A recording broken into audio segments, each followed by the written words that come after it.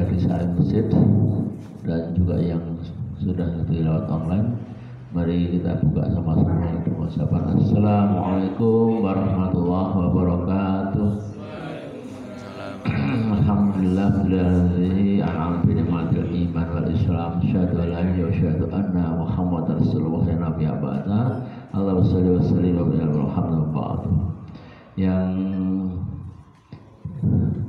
saya hormati Pak Kiai Tukiman Pak Al-Hajj yang hari ini akan membawakan kultum atau tausiah.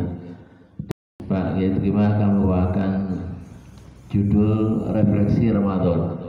Semoga dapat dipahami dan nanti ada dialog untuk acara pagi hari ini ya. Sebelumnya demikian. Terima kasih atas perhatiannya dan kami serahkan kepada Pak Kiai Tukiman. Monggo silakan. Terima kasih. Assalamualaikum warahmatullahi wabarakatuh. Alhamdulillah wa syukurillah la haula wala quwwata illa billahil azim. Bapak Ibu yang saya hormati, yang dirahmati Allah. Yang ngetik ini adalah Pak Slamet Taimun. Karena kemarin Pak Yai telepon saya judulnya opo gitu. Ya. Terus istri saya menjawab judulnya refleksi. Ya, referensinya seperti ini. Saya tidak punya operator.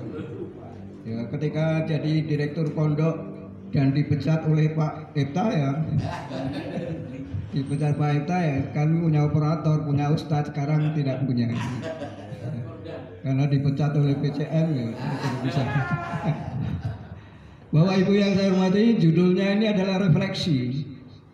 Ya, refleksi, nanti kita lihat. Ya. Dasarnya adalah surat Al-Hasyr ayat 18 itu.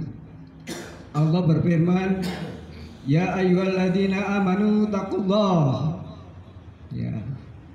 Wan tandur nafsun ma qaddamat ligodin. Ya, itu. Inti ayat ini adalah ya, sampai 2 kali wattaqullah gitu. Inti ayat ini adalah Allah berbicara dengan orang-orang yang beriman. Ya, orang beriman takwa. Jangan beriman bertakwa diam lalu wantandur nafsun ma qaddamat ligodin. Kamu hendaklah kamu merenung. Ya, merenung, sudah bertakwa, merenunglah apa yang pernah kamu lakukan. Merenung. Mengapa dia perintah harus merenung? Karena iman dan takwa itu setiap saat bisa naik dan turun, ya, bisa mudah lepas, ya, bisa hilang begitu saja. Oleh sebab itu merenunglah apa yang kau lakukan dan apa yang akan lakukan. Ayat ini 3 isinya: perintah takwa, merenung, dan apa yang akan kau kerjakan yang akan datang. Ayat ini dialog dengan orang-orang yang beriman, supaya orang yang beriman, iman tok sudah itu diam, tidak. Allah akan meningkatkan iman mereka sehingga dia bermanfaat kehidupannya di masyarakat dan di negara. Harapannya begitu. Jadi ayat ini ada suatu riwayat asbabul nuzul ya. Bisa dikatakan asbabul, bisa ya merenung ya secara historis. Nabi Adam, Nabiullah, bapak kita, ya, memberikan nasihat kepada anaknya Nabi Sis. Nabi Sis itu ada anak yang kelima. Ketika Qabil membunuh Habil, Habil meninggal, maka hilang anak laki-laki satu. Maka Nabi Adam bermunajat kepada Allah, ya Allah, gantikanlah anakku yang satu. Maka diberi anak yang tunggal itu. Yang kelima adalah Nabi Sis. Sis artinya hadiah. Nabi Adam itu berwasiat kepada Sis. Yang pertama ada 3 wasiat. Merenunglah engkau Sis sebelum berbuat. Sesungguhnya aku tidak merenung dalam berbuat ketika makan buah kuldi, sehingga aku jatuh di dalam dosa dan diusir dari surga ke dunia. Ini mengeluh Nabi Adam. Nabi Adam tidak merenung dulu. Mengapa langsung makan buah kuldi? Dia tidak bermusyawarah dengan malaikat, padahal sekitarnya ada malaikat-malaikat. Maka merenunglah engkau sebelum berbuat, agar tidak jatuh kepada dosa. Yang kedua nasihatnya, jangan merasa tenang di dunia, karena dunia itu bukan ketenangan. Dunia itu adalah banyak setan korin yang mendampingi manusia. Ketenangan itu hanya di surga. Itu nasihat. Oleh sebab itu kita perlu merenung. Dunia ini bukan ketenangan. Tenang adalah di surga ketika nanti kita kembali kepada Allah. Dunia ini penuh dengan kecemasan. Yang ketiga, hati-hati terhadap wanita. Ini bukan mendiskreditkan wanita loh ya Bu ya. Ya, aku dari kira wah kok wanita. Hati-hatilah dengan wanita, dengan istrimu. Aku jatuh di dunia karena istriku, ajaan istriku, ajaan wanita. Aku diajak makan buah kuldi tanpa merenung, sehingga aku jatuh di dosa, sehingga dibuang aku di dunia. Ini nasihat Nabi Adam kepada Nabi Sis itu. Jadi merenung hal yang sangat dibutuhkan kepada kita. Wanita perlu kita hati-hati, harta, takhta dan wanita. Jangan terlalu mudah percaya kepada wanita. Nabi Adam sebagai contoh nyata. Itu realita, maka kita perlu merenung. Wan tandur, Imam Ibnu Katsir dan Imam Jalalain memberikan arti dambang tandur itu bisa refleksi. Ya, oleh sebab itu judul pagi ini adalah refleksi merenung. Refleksi itu apa? Refleksi itu bisa berarti evaluasi diri. Kita mengevaluasi diri. Bisa reproduction, melihat kembali apa yang pernah kita lakukan. Reproduction, menceritakan kembali dengan ingatan. Reproduksi apa yang pernah kita lakukan. Itu bahasanya Pak Bambang, reproduction itu. Yang ketiga bisa berarti introspeksi diri dan mawas diri. Apa yang sudah kita lakukan dan apa yang akan kita lakukan. Realita itu merenung. Yang berikutnya adalah metodenya bagaimana. Merenung bisa menggunakan metode individual, sendiri-sendiri, bisa dengan metode komunal, bersama-sama melihat negara kita, merenung agar kita tidak berperilaku negatif dan menghasilkan sesuatu yang negatif juga. Individual bisa past tense, istilah Pak Bambang past tense itu. Past tense itu masa lalu, bentuk lampau, apa perilaku kita, output kita negatif atau positif. Individual, Ramadan, bulan yang tenang, digunakan untuk merenung. Nanti merenung bisa present ya, bisa sekarang merenungkan. Biasa apa yang harus kita lakukan. Biasanya Pak Bambang kalau memberikan kuliah ekonomi 4W itu. What, why, when, who. Apa yang harus kita lakukan? Apa, mengapa, bagaimana, dan siapa kawan kita untuk melakukan. Sehingga outputnya output yang sangat positif bagi bangsa dan negara. Khairunas anfa'uhum linasi. Sebaik-baiknya manusia adalah manusia yang bermanfaat kepada manusia yang lain. Kalau kita merenung, tentu kita akan lebih bermanfaat. Ini sebuah realita. Yang berikutnya metode komunal. Ya. Oh, bisa futsatan. Jadi yang individual bisa futsatan. Futsatan itu perilaku yang akan datang. Kita akan berbuat apa? Maqaddamat ligodin itu termasuk apa yang akan datang. Ya, misalnya kita punya visi. Seorang muslim harus punya visi, mimpi indah yang diangankan. Aku ingin mewujudkan masyarakat yang syariah, ingin mewujudkan khilafah. Seorang muslim, kata Rasul, buatlah mimpi-mimpi indah dan mimpi indah itu diwujudkan. Ya, Rasul pernah punya mimpi, punya gagasan. Ada nanti panglima perang yang bisa menghancurkan Konstantinopel. Al-Fatih 250 tahun ya, baru terlaksana mimpi indah itu. Bung Karno punya mimpi indah. Tahun 1921 Bung Karno punya cita-cita merdeka, padahal dia masih menjadi mahasiswa. Merdekanya baru 45. Mimpi indah, wujudkan yang akan datang, yang harus diwujudkan itu. Jadi kita harus itu. Pak Hatta punya mimpi indah juga di negara Belanda itu. Dia sudah mengatakan Indonesia merdeka. 20 tahun baru berikutnya merdeka. Mimpi indah. Seorang muslim harus mempunyai mimpi-mimpi indah, mewujudkan syariah. Seperti Rasulullah ingin selalu mewujudkan syariah. Sahabat ingin mewujudkan syariah itu. Ini sebuah realita. Kita harus punya pandangan ke depan, ingin mewujudkan sesuatu. Namanya optimis. Gue kayak gini ya, itu orang udah ketakutan itu. Bapak Ibu yang saya hormati, yang berikutnya adalah secara komunal itu. Komunal itu bersama-sama mengevaluasi, ya, mengevaluasi negara kita, yang kita ada di sini itu kita evaluasi bersama-sama. Misalnya pasten, bentuk lampu. Ya, kita lampu negara itu bagaimana? Kita lihat dari siasah. Ya. Orang-orang kalau ngaji siasah takut, ngaji kok politik itu. Padahal Rasulullah itu seorang politikus itu.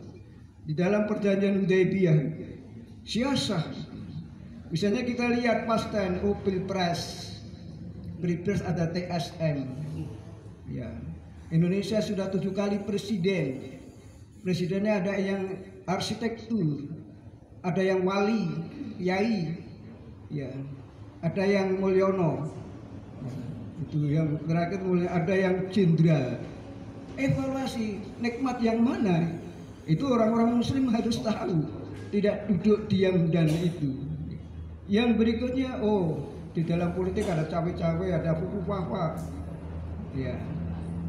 Ada 300 alat bukti dan 19 orang saksi, tapi tidak bisa dibuktikan. Padahal Allah mengatakan, "Faman ya'mal misqala dzarratin khairan yara." Faman ya'mal misqala dzarratin khairan, yang sedikit saja dinampakkan. 300 saksi dan 19 saksi. Orang muslim harus tahu. Orang muslim ini besar, kata Nabi. Kamu itu jumlahnya besar, wahai Nabi. Ya, kalau ingatan begitu, jumlahnya besar. Tetapi bagaimana? Tetapi seperti hidangan yang direbutkan. Yang diadakan karena kamu lemah seperti buih. Siapa yang merebutkan 200 juta orang muslim ini? Oligarki.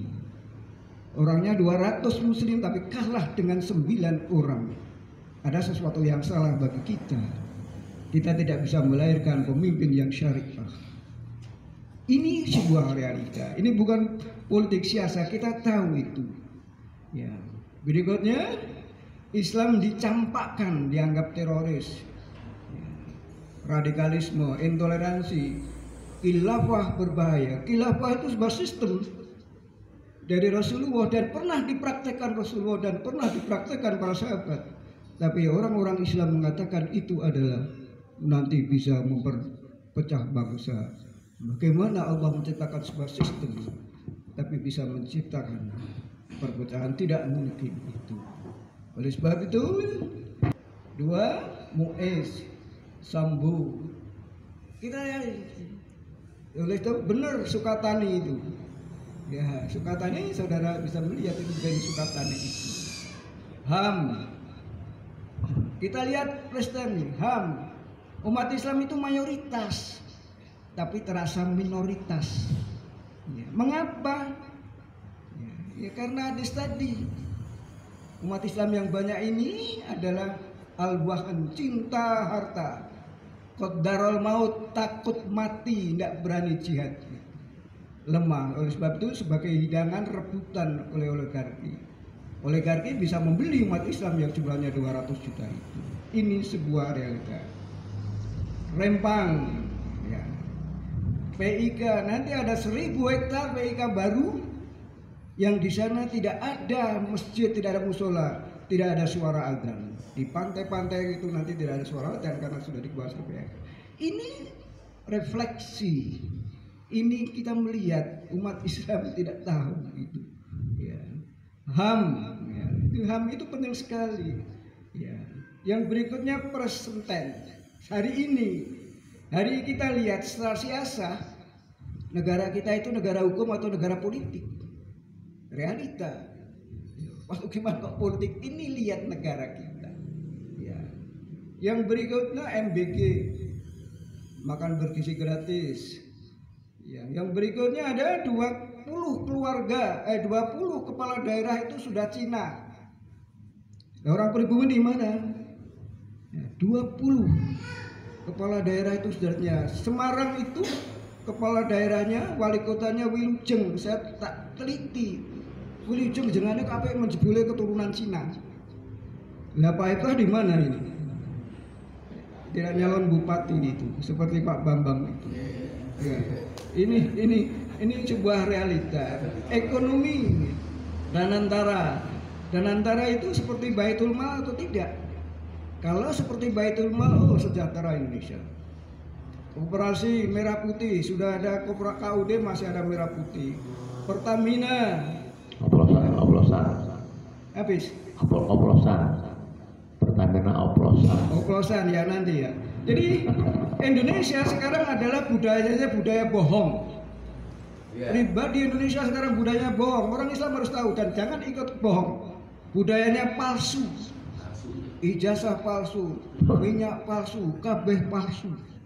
Ya. Budayanya budaya koruptor. NKRI itu negara koruptor Republik Indonesia. Bisa itu karena pejabatnya koruptor semuanya itu. Ini realita. Apakah Indonesia akan membuat liga? Sedangkan presiden kita sudah masuk final liga nomor 3 di OCCRT. Indonesia akan membuat liga lagi.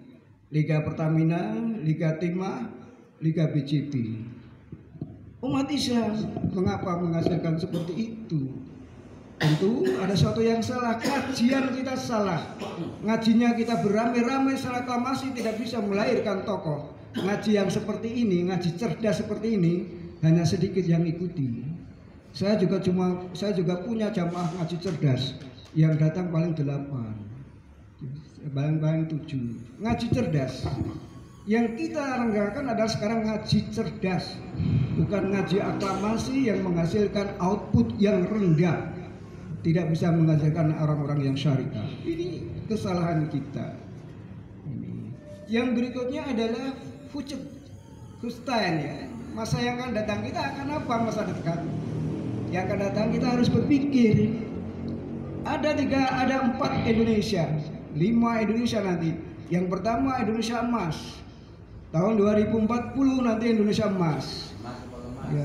Yang hidup di sana hanya Mas Ahok dan Mas Aguan, Mas Etah tidak ada. Habis kalah persaingan. Ini realita Indonesia emas atau Indonesia cemas itu. Yang pertama nanti akan hadir Indonesia Indochina. Mungkin Indonesia karena setiap pantai sudah dikuasai dengan aklamasi dan PSN, proyek strategis nasional. Dia berlindung dari itu. Yang berikutnya Indonesia bubar. Ramalan Prabowo, tulisan Prabowo Indonesia bubar tahun 2030. Dan berikutnya Indonesia gelap. Sekarang baru Indonesia gelap. Yang berikutnya adalah Indonesia darurat. Sekarang sudah ada spanduk selamat datang Orde Baru. Realita ini umat Islam harus yang hidup 200 juta ini harus ambil bagian. Kalau tidak, kita akan tersingkir dan menjadi mayoritas tapi rasanya minoritas. Berikutnya, bagaimana visi Islam? Visi Islam adalah seperti yang sampaikan kepada Pak Samed Daimun, referensinya adalah Al-Baqarah 208. Seorang muslim, dia yang akan datang kalau sekarang belum, dia adalah seperti Al-Baqarah 208 itu. Ya ayyuhalladzina amanu qulu fisilmi kafah. Wahai orang-orang yang beriman, ini apa dialog dengan orang yang beriman? Masuk kamu dalam Islam secara kafah. Apa secara kafah? Komprehensif. Ideologinya Islam, politiknya Islam, ekonominya Islam, kepribadian Islam. Baru itu Islamnya seperti Rasulullah. Kalau kita adalah Islamnya masih parasmanan. Istilah sutaiki Islamnya masih parasmanan. Bilih oh iki sing ibadah tok. Iki sing ngenteng-ngenteng. Tidak, Allah menegaskan. Utkulu. Ini perintah fi'il amr. Kata-kata berat. Utkulu fi silmi kafah. Masuk kamu. Jadi masuk cepat secara kafah. Kalau kita yang belum kafah, mulailah Islam di Islam kafah itu. Risikonya adalah didiskreditkan masyarakat. Ya. Kamu adalah umat yang terbaik, dilahirkan di tengah-tengah masyarakat, tetapi syaratnya amar ma'ruf nahi munkar. Saya dulu punya program mendidik santri khairul ummah. Santrinya SMP-nya bentuknya biasa, tapi rasanya gontor. Saya buat kurikulum, tapi gagal. Jadi bagaimana kita harus buat kurikulum supaya orang-orang dari khairul ummah. Ini janji Allah, kuntum khaira ummati ukhrijat lin-nasi ta'muruna bil ma'ruf. Kamu itu dilahirkan di tengah-tengah masyarakat ya, yang terbaik. Tapi syaratnya adalah amar ma'ruf nahi munkar. Kalau ngejak amar ma'ruf nahi munkar gampang, ma'ruf gampang. Ayo ngaji. Tapi munkar mencegah kemungkaran ini sulitnya sulit sekali. Saya di tengah-tengah masyarakat ada yang minum. Ketika dia leke dia ngejak gelut. Ya, minum adalah hak asasi manusia. Oleh sebab itu banyak ulama-ulama, banyak orang-orang yang berpikir kata Imam Ghazali menjadi setan bisu.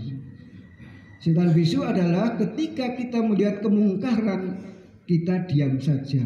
Tahu. Itulah Imam Ghazali mengatakan itu setan bisu. Umat Islam yang 200 juta ini berapa jumlah setan bisunya? Banyak sekali karena takut itu. Yang berikutnya terakhirnya itu udah ketahuan. Yang terakhir adalah saya sampaikan kepada Pak Sahabat Daimon Al-A'raf 96 Pak itu termasuk tapi ya, jadi ini yang umat Islam harus gitu ya. Jadi walau anal qura amanu wa taqwa, jika suatu negara qura amanu wa taqwa dia bertakwa, la fatahna barakatin bisamai wal ardi. Apabila suatu masyarakat dan negara bertakwa, maka Allah la fatahna akan diturunkan barokah dari langit. Dan pertanyaannya adalah Indonesia termasuk negara yang bertakwa atau tidak? Kalau bertakwa dan syariah Indonesia ya, akan diturunkan oleh Allah.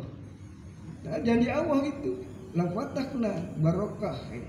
Tetapi kalau kita tidak bertakwa kepada Allah ya jangan diabarkan.